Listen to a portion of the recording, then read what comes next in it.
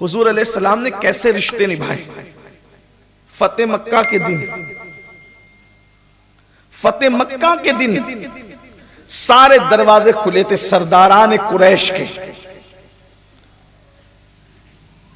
क्योंकि हुजूर अलैहिस्सलाम फातिहाना शान से मक्के में दाखिल हुए।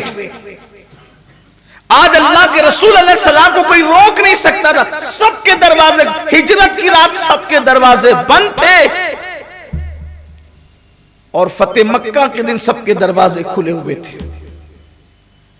तवज्जो करना, रिश्ते निभाने के बारे में, रिश्तेदारी कैसे निभाई जाती है हुजूर से सीखो। और हमने तो सब उन्हीं से सीखना है। हमने कहा कोई किसी सीरियल से सीखना है। सीरियल से वो सीखे जिनके यहाँ खुद कोई उसूल और ज़ाब्ता मौजूद ना हो। नचनियों से हम क्या सीखें, जो अपने माँ बाप के ना हुए वो हमें क्या सिखाएंगे। हमने तो सीखना आमिना के लाल से है, महबूब किरदगार से है। रिश्ते निभाने का अंदाज देखो, देखो तवज्जो करो, रिश्ता कैसे निभाते हैं हुजूर अलैहिस्सलाम। हिजरत की रात निकल आई मेरी जबान से, उस पर भी गुफ्तगू कर लूं। हिजरत के लिए निकल रहे हैं तो बिस्तर पे किसी दूसरे को नहीं सुलाया, अपने रिश्तेदार को सुला। अपना बिस्तर अपने रिश्ते के भाई को अता किया। और फतेह मक्का के दिन सबके घर खुले हुए, मेरे घर आए। अल्लाह के रसूल अलैहिस्सलाम किसी के घर नहीं गए। उस वक्त अपनी चचाजाद बहन हजरत उम्मे हानी के घर गए। हालांकि औरों के घर में जाते, मालदारों के घर में तो बहुत कुछ खाने पीने की चीजें मिल सकती थी। उस दिन उम्मे हानी के घर में खाने के लिए कुछ नहीं था, लेकिन हुजूर गए उन्हीं के घर, रिश्ता निभाया। रिश्ते का कितना ख्याल फरमाए। इसको इस एंगल से भी तो हम देखें, हदीस को जिस जाविये से देखें आपको फूल ले सकते, वो मोती निकाल सकते। हदीस की शान यही है कि हदीस मुबारका को आप जिस एंगल से देखेंगे, जिस जाविये से देखेंगे, जिस जाविये निगाह से देखेंगे, आपको उससे वो निकात मिलते हुए नजर आएंगे। हुजूर अलैहिस्सलाम उम्मे हानी रदी अल्लाह ताला अन्हा के घर रुके। ये मौला अली की बहन है, मौलाए कायनात की सगी बहन है उम्मे हानी रदी अल्लाह ताला। उनके घर रुके और फिर उनसे पूछा खाने के लिए कुछ है? तो अर्ज़ की कि हुजूर कुछ भी नहीं है, कुछ सूखे टुकड़े हैं। और कहा वही ले आओ। और फातिह मक्का ने उस दिन जब वो सूखे टुकड़े चबा करके खाए, लेकिन अपने रिश्तेदारों के यहां रुकना पसंद फरमाया। फिर उसके बाद देखें हलीमा सादिया के साथ जो सलूक किया, हलीमा सादिया की बेटी के साथ जो सलूक किया, हालांकि वो तो दूध का रिश्ता था। एक मुझे रिवायत याद आई, हुनैन की जंग में जब जंग हुनैन हो गई तो हुनैन की जंग में इतना माल हाथ आया कि शायद उससे पहले इतना माल कभी हाथ नहीं आया था। लेकिन हुजूर अकरम सल्लल्लाहु अलैहि वसल्लम की आदत करीमा थी कि जब माले गनीमत हाथ आता तो हुजूर वहीं के वहीं सब तकसीम कर देते सहाबा में।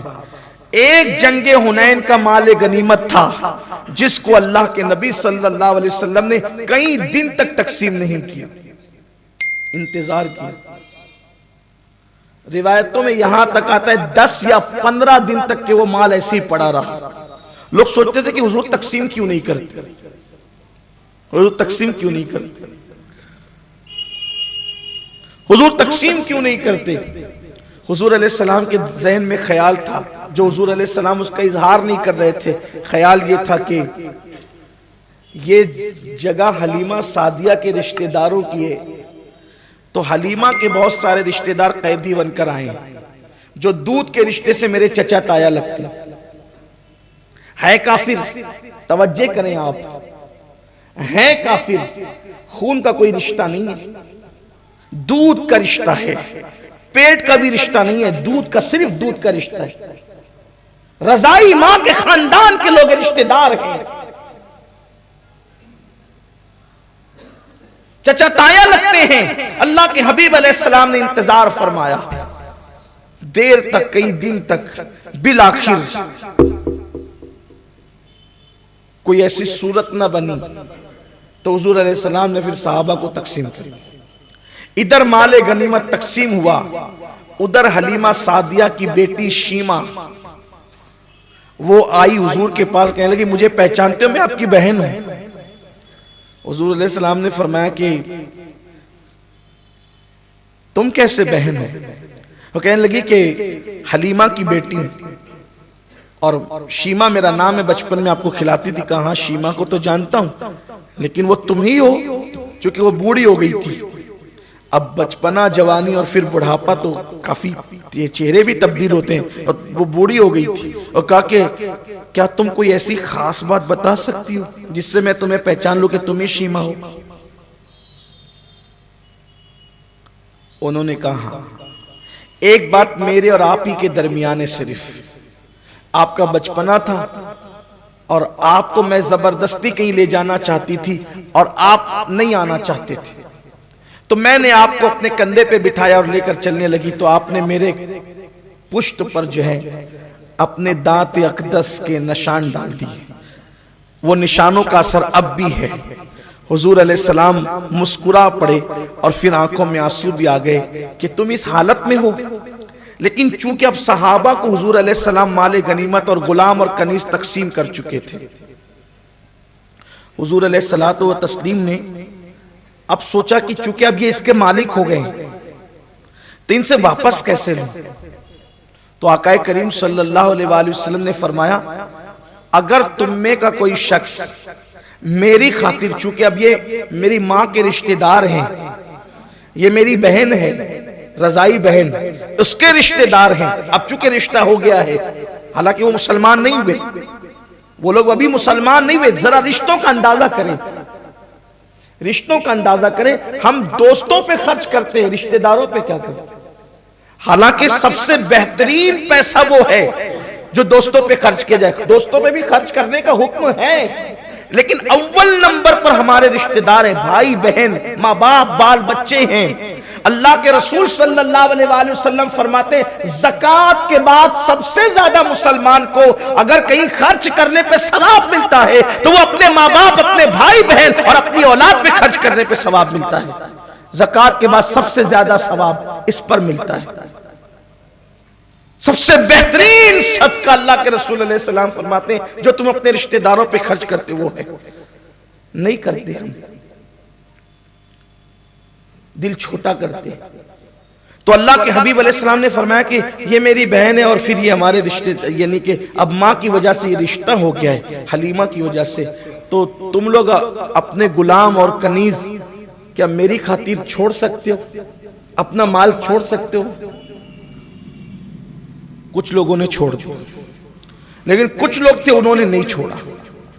कुछ ऐसे भी थे फतेह मक्का के बाद नए नए मुसलमान हुए थे, उन्होंने नहीं छोड़ा, कनीज और गुलाम नहीं छोड़े। तो अल्लाह के रसूल ने फरमाया, एक काम करो, मुझे कर्जे के तौर पर ये गुलाम और कनीजे दे दो, ये सारे माल जो तुमको आए हैं, घोड़े ऊंट वगैरह, ये सब मुझे कर्जे के तौर पे दे दो। जब अल्लाह तबारक व तआला मुझे देगा तो मैं ये सब तुमको अता कर दूंगा, लेकिन चूंकि रिश्ते की वजह से इन सबको ये सब माल वापस कर दिया जाए, क्योंकि जिनसे रिश्ता साबित हो गया है उनको ये माल वापस कर दिया जाए। हुजूर अलैहिस्सलाम ने वो माल भी वापस फरमाया। फिर शीमा से कहा, अगर तुम चाहो तो मैं तुम्हें अपने साथ लेकर चलूं, बहुत इज्जत के साथ तुम्हें रखा जाएगा मदीने में। उन्होंने कहा, नहीं, मैं तो जो है वो अपने कबीले में वापस जाना चाहती हूँ। लेकिन हुजूर अलैहिस्सलाम का ये सिला रहमी का अंदाज देख करके वो उस कबीले के अक्सर लोग कलेमा पढ़ के इस्लाम में दाखिल हो।